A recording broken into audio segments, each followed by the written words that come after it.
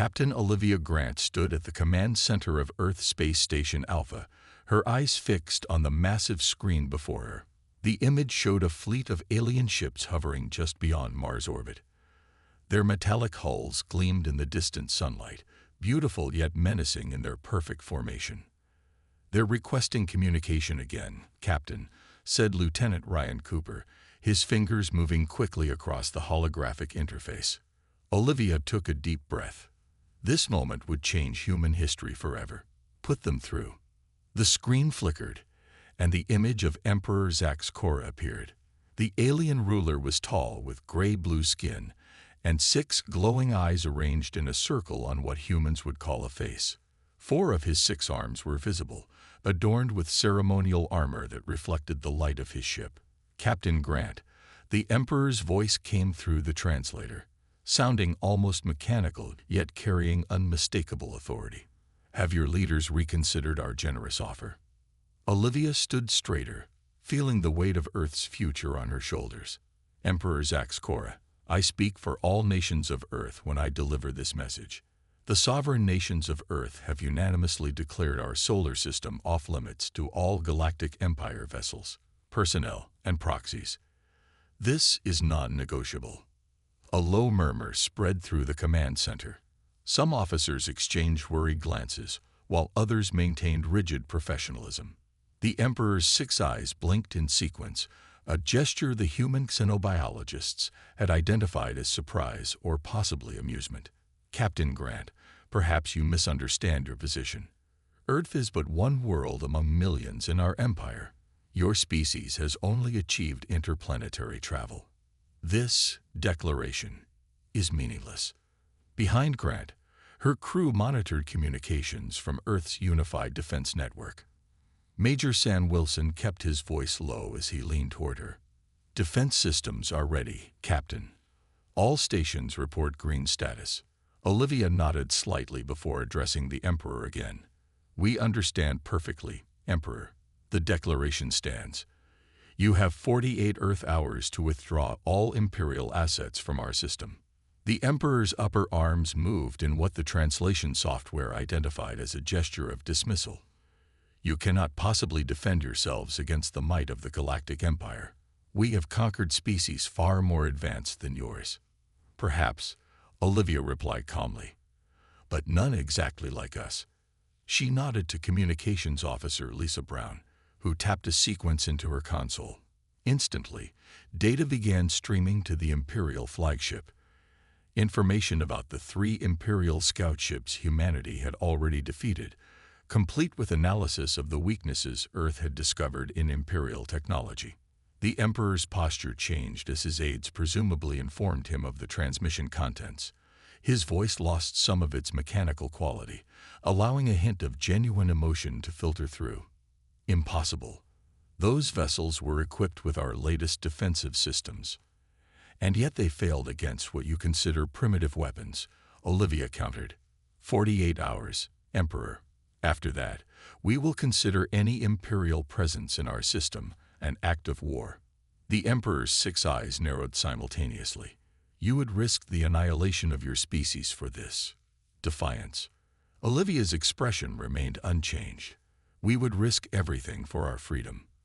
That's something your empire has never understood about humans." She signaled Lisa to end the transmission. The screen went dark, leaving only the image of the Imperial fleet hanging in space. "Do you think they'll leave?" Ryan asked, breaking the tense silence that followed. Olivia turned to face her crew, determination clear in her eyes. "No, I think they'll attack. But for the first time in their history, they'll face something they've never encountered before." "What's that, Captain?" asked Sam. Olivia looked back at the screen, watching the distant ships. "An enemy they don't understand." 6 months earlier, Commander Jack Holloway stood on the observation deck of the mining vessel Dakota, watching his crew secure equipment to the surface of asteroid RQ 2027. The mission was routine: extract rare minerals from the asteroid belt to fuel Earth's growing space program. "Commander, you might want to see this," called Zoe Baker, the Dakota's sensor specialist. Her voice carried a mixture of excitement and concern. Jack moved to her station, where the screen showed an object approaching from outside the solar system. It was moving fast, too fast for any human vessel. "Have you notified Earth Command?" he asked. "Yes, sir. They're asking us to maintain position and observe. The object is slowing down." Within hours, the unknown vessel had decelerated and taken up position near the Dakota. It was sleek, with no visible propulsion system, and approximately 3 times the size of their mining ship. "We're receiving a transmission," reported Communications Officer Greg Phillips. "It's not in any known language." As they watched, the message translated itself, the alien symbols morphing into English text on their screens. "Greetings, people of Earth.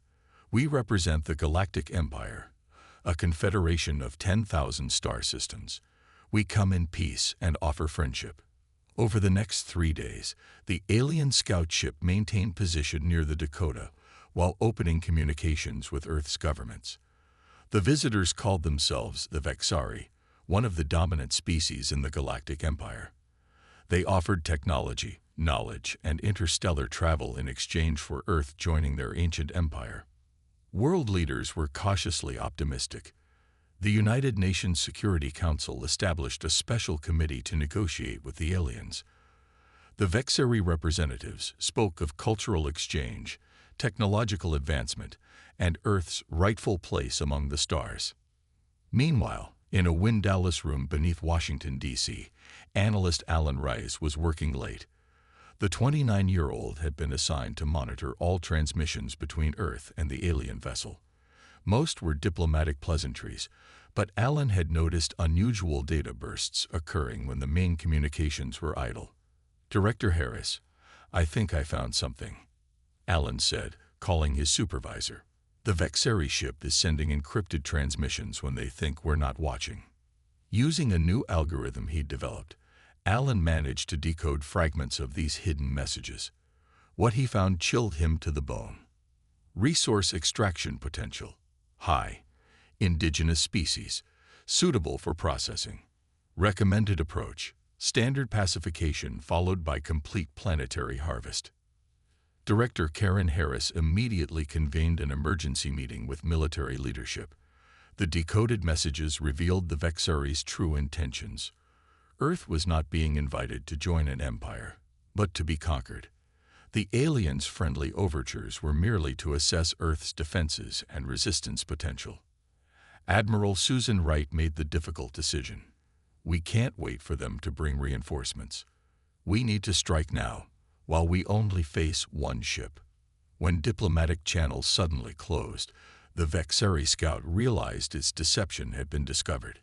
It attempted to leave the system, but Admiral Wright had already dispatched Earth's 3 most advanced warships to intercept. The battle lasted less than an hour. The alien vessel's technology far surpassed Earth's, but the combined firepower of 3 warships eventually overwhelmed its defenses. As the Vexari scout ship exploded, humanity held its collective breath, waiting for the inevitable retaliation. What no one expected was what they would learn from the wreckage. Analysis of the destroyed ship revealed critical weaknesses in the Empire's supposedly advanced technology, weaknesses that Earth's scientists could exploit. "Their systems are incredibly sophisticated," explained Dr. Bill Monroe to the United Nations Security Council, "but they've evolved along technological paths very different from ours. Their defensive systems had no countermeasures for certain types of attacks that we consider basic." Earth began preparing.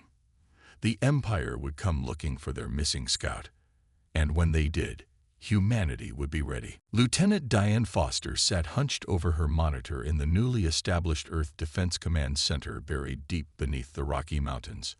Her eyes hadn't left the long-range scanner for hours. The room around her hummed with activity as dozens of officers and analysts worked at their stations, their faces illuminated by the blue glow of screens. "They're coming," she announced, her voice cutting through the background noise. 3 capital ships, multiple support vessels. Estimated arrival in Earth orbit. 6 hours. Admiral George Bennett moved swiftly to her station, his weathered face showing no fear, only grim determination. "Are you certain?" Yes, sir. The energy signatures match what we learned from the scout ship. It's definitely the Empire. The Admiral nodded and opened a secure channel to the Global Defense Network. This is Admiral Bennett. We have confirmed Imperial forces approaching. Initiate Defense Protocol Alpha. Across the planet, military bases and civilian centers sprang into action. This was the moment humanity had been preparing for since the destruction of the Imperial scout ship 3 months ago. In his underground bunker beneath Denver, Governor Paul Martinez addressed the Emergency United Earth Council via holographic projection. Representatives from every nation appeared as glowing figures around the circular table. The orbital platform network is operational at 87%, he reported. Ground-based defenses are ready. All non-essential personnel have been evacuated to the designated shelters. The council members exchanged solemn looks. They represented the first truly unified Earth government, formed out of necessity when the Imperial threat became known. "What are our chances?" asked the representative from Kenya. Governor Martinez looked to Dr. Natalie Simmons, who had led the team that reverse-engineered components from the downed scout ship. Dr. Simmons stepped forward, her voice steady despite the enormous pressure. "The Empire has technology centuries beyond ours in most areas. Their ships can travel between stars. Their weapons can destroy planets." She paused, allowing this reality to sink in before continuing. "But they have weaknesses. Their quantum-locked navigation systems can be disrupted by precisely calibrated electromagnetic pulses. Their communication networks are vulnerable to certain cyberattack methods they've never encountered before. In other words," added General Iron Vasquez, "what humanity lacks in technology, we make up for in creativity. The Empire relies on standardized systems they've used for millennia. They've never had to adapt quickly." Back at Earth Defense Command, Lieutenant Foster watched as the Imperial fleet approached faster than anticipated. "Admiral, they're accelerating. New arrival time: 3 hours." Admiral Bennett's expression remained unchanged. "Inform all defense stations. Bring the orbital platforms to full power." Around Earth, a network of hastily constructed defense platforms activated. Based partly on reversed-engineered Imperial technology and partly on human innovation, these platforms were Earth's first line of defense. Dr. Simmons stood in her laboratory beneath Seattle, surrounded by the brightest minds Earth had to offer. Engineers, physicists, and computer scientists worked frantically to fine-tune their weapons against the approaching threat. "The defense grid is ready," she announced, receiving confirmation from teams around the world. Her finger hovered over the activation panel. "Let's show them why they should have respected our boundaries." With that, she initiated the planetary defense grid. Across Earth, powerful transmitters began broadcasting precisely calculated electromagnetic frequencies designed to interfere with Imperial navigation systems. In space, the approaching Imperial dreadnoughts suddenly slowed as their navigation computers began reporting contradictory information. Simultaneously, Earth's cyber warfare teams launched attacks against the Imperial communication networks, using methods so primitive by Imperial standards that they had no defenses against them. As the Imperial ships entered Earth orbit, humanity held its breath. The planet's fate would be decided in the next few hours. Despite being outmatched in almost every conventional measure, Earth had one advantage.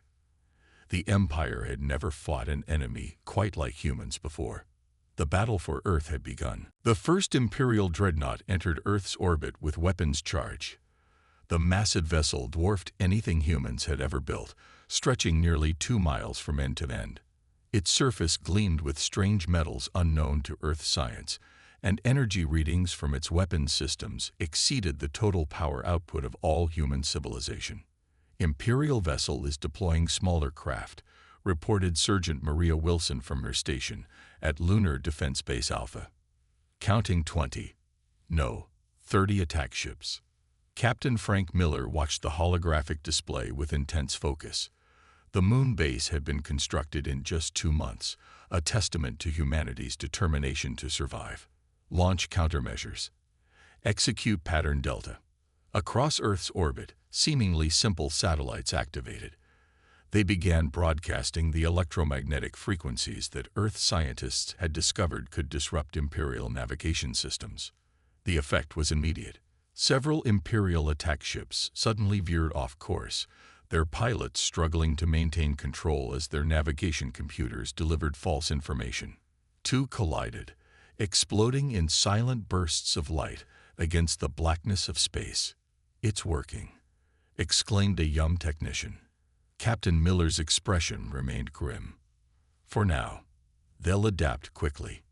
Inside the lead Imperial dreadnought, Commander Drazkor of the Vexari slammed his fist against his command console. "How is this possible? These primitives barely have spacecraft that can reach their own moon." His second-in-command approached cautiously. "Sir, our navigation systems are being affected by some kind of interference, and our communication network is experiencing unusual attacks." "Unusual how?" demanded Drazkor. "They're primitive, sir, so basic that our security protocols don't recognize them as threats. But they're getting through."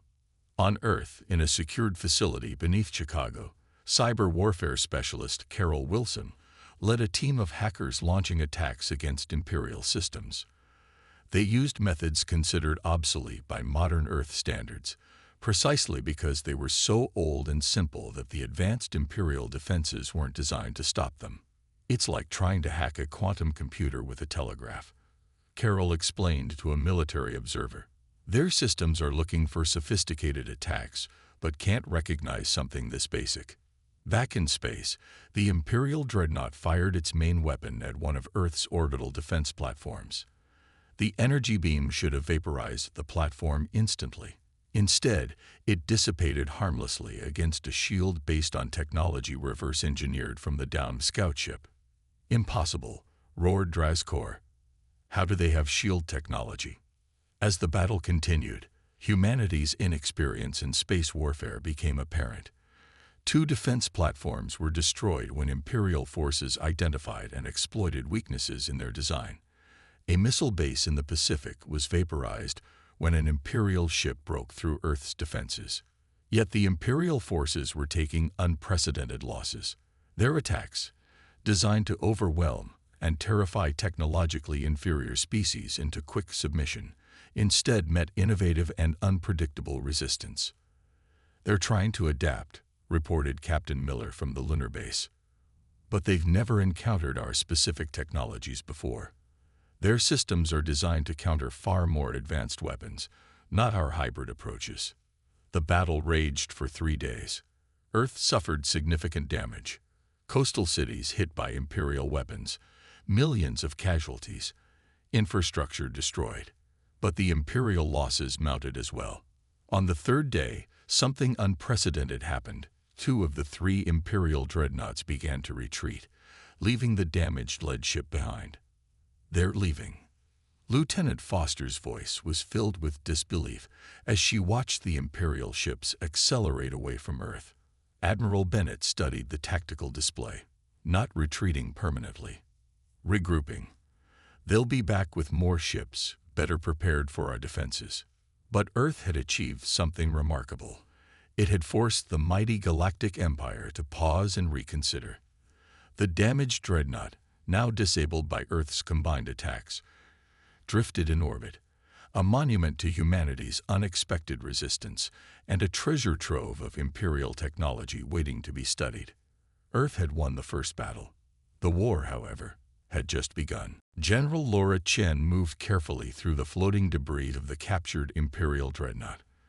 Despite the artificial gravity systems her team had installed, navigating the alien vessel remained challenging. Her magnetic boots clicked against the metal floor with each step, echoing through the massive ship's corridors. "This section appears to be some kind of data center," said Dr. Steve Johnson, consulting his handheld scanner. The device had been built specifically to interface with Imperial technology, based on what they'd learned from the scout ship. Laura nodded. "Let's see what we can find." A team of engineers carefully cut through a sealed door, revealing a room filled with crystalline structures that pulsed with faint light. These were the data cores, the Empire's equivalent of computer servers, but operating on principles that seemed almost magical to human scientists. "Begin extraction procedure," Laura ordered. "Remember, we don't know what security measures might still be active." For 3 weeks, teams had been systematically exploring the disabled dreadnought, learning its secrets while keeping a careful watch for any sign that the Empire was returning. The vessel had become Earth's most valuable resource, a library of advanced technology that might give humanity a fighting chance. Dr. Johnson connected his device to one of the crystal structures. Information began flowing across his screen, automatically translating into English. "General, I think you need to see this," he said, his voice filled with excitement. "These aren't just tactical data. These are communications logs." Laura moved to his side, studying the screen. Communications with whom? Not just the Imperial fleet. These are records of communications with other species fighting against the Empire. Her eyes widened. "Are you certain?" "Absolutely. These data cores contain communications from at least 12 other species, all resisting Imperial expansion, all previously isolated from each other." Laura immediately called an emergency meeting of the Earth Defense Council. Within hours, the most important military and scientific leaders were gathered in the secure chamber beneath Geneva. "We're not alone," she announced, displaying the translated communications on the main screen. "There are other species fighting the Empire, spread across this sector of the galaxy. The Empire has kept them isolated from each other, ensuring none can communicate directly or coordinate their resistance." President Helen Rivera leaned forward. "Can we contact these other resistance forces?" Dr. Johnson nodded. "We believe so. The Dreadnought's communication system is damaged but repairable. More importantly, we now have the encryption codes and coordinates needed to reach these other species directly." The room fell silent as everyone considered the implications. Earth, which had only recently discovered it wasn't alone in the universe, now had the opportunity to forge alliances with multiple alien civilizations. "We need a representative," said President Rivera finally. "Someone who can establish first contact with these potential allies." Ambassador Eric Johnson had never imagined his diplomatic career would lead to this moment. As Earth's first interstellar emissary, he stood in the command center of the modified vessel Unity, humanity's first faster-than-light ship, built using technology adapted from the captured Imperial dreadnought. "FTL drive is charged and ready," reported the pilot, Olivia Reed. "Coordinates for the Solary system are locked in." Ambassador Johnson took a deep breath. "Proceed." The stars blurred as the Unity made its historic jump, traveling faster than light for the first time in human history. When they emerged, a beautiful blue-green planet hung before them, not unlike Earth. Within hours, representatives from 7 different species had gathered to meet the humans. They came in vessels of various designs, each showing the distinctive marks of their civilization's approach to technology. "The Empire is conquered through isolation," Johnson told the gathered representatives. "They ensure none of their subjects can communicate without Imperial oversight. But now we have a direct channel." A tall, insect-like being stepped forward. "For centuries, we believed we fought alone. Now we know differently." Another alien, with features that reminded Johnson of Earth's dolphins, spoke next. "Together, we might achieve what none of us could do separately." As translator devices worked to bridge the language barriers, Johnson felt the weight of this historic moment. Earth had gone from fighting for its survival to potentially leading an interstellar alliance against the Empire. The resistance had truly begun. Dr. Kevin Rogers wiped sweat from his forehead as he made final adjustments to the device on his laboratory table. The small metallic sphere pulsed with blue light, surrounded by a complex array of instruments and computers. Scientists and engineers from 3 different planets crowded around, watching intently. "Is it ready?" asked Professor Min, a Solary scientist whose translucent skin glowed faintly in the lab's bright lights. Kevin nodded. "I believe so. Let's begin the test." He activated the device, and a shimmering field of energy surrounded it. On a nearby screen, readings fluctuated wildly as the energy signature of the shield changed constantly, shifting through patterns that seemed random but followed a complex algorithm. "Initiating weapons test," announced a technician. A beam of energy, similar to those used by Imperial ships, struck the shield. Normally, such weapons would calibrate to the shield's frequency and penetrate it within seconds. But this time, the beam dissipated harmlessly as the shield continuously changed its energy signature. The room erupted in cheers. Professor Min's skin flashed bright blue, the solary equivalent of a smile. "The adaptive shield works. The Empire's weapons won't be able to calibrate effectively." Earth had become a nexus of revolutionary technology development. In the 8 months since first contact with other resistant species, the planet had transformed into an innovation hub unlike any the galaxy had seen before. The Empire's greatest weakness was becoming clear: its size and age. Its systems had been standardized across thousands of years, creating an infrastructure that couldn't adapt quickly to new threats. The very stability that had allowed the Empire to rule for millennia was now its vulnerability.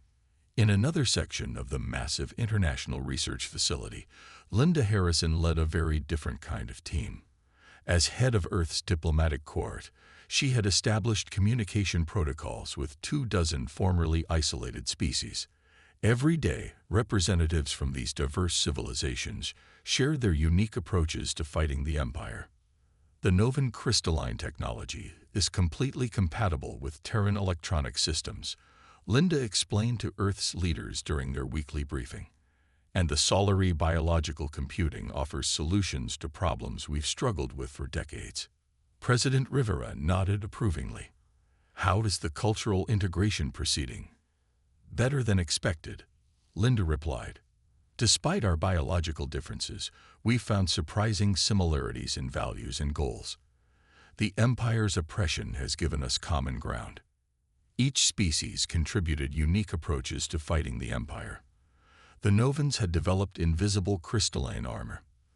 The Solari had biological technology that could heal damaged ships. The Vrel had stealth systems that could hide entire planets from Imperial sensors. Combined with human innovation and creativity, these technologies were creating a technological renaissance that outpaced Imperial adaptation. Their strength was homogeneity, Linda explained. For millennia, the Empire has enforced standardized systems across thousands of worlds. Their technology is advanced, but it follows predictable patterns. She gestured to the diverse group of aliens and humans working together in the facility visible through the window. "Our strength is diversity, of thought, of approach, of biology. The Empire can't predict what we'll do next because we ourselves don't know until we try." Meanwhile, in orbit around Earth, the first ships of the Resistance fleet were taking shape. Unlike the uniform vessels of the Empire, these ships represented a fusion of technologies from multiple worlds. Some were sleek and organic, growing rather than being built. Others were angular and mechanical, bristling with weapons. All incorporated the adaptive shield technology developed by Dr. Rogers and his team. Admiral Bennett watched from the viewport of Earth's new space station as the ships maneuvered in formation. "How many worlds have joined the Alliance now?" he asked his aide. 27 confirmed, sir. More are responding to our communications every week." The Admiral nodded thoughtfully. The Empire has ruled for 10,000 years. They've never faced anything like this before. Dozens of previously isolated resistance movements suddenly coordinating their efforts. For the first time, he allowed himself to feel something he hadn't felt since the Empire first appeared in Earth's skies: hope. Earth had gone from a world fighting desperately for survival to the center of a revolution that would change the galaxy forever. Captain Olivia Grant stood on the bridge of the Earth vessel Defiance, now the flagship of the Free Worlds Coalition fleet. Through the massive view screen, she could see hundreds of ships positioned in perfect formation around her. Each vessel represented a different species, a different world that had chosen to stand against the Galactic Empire.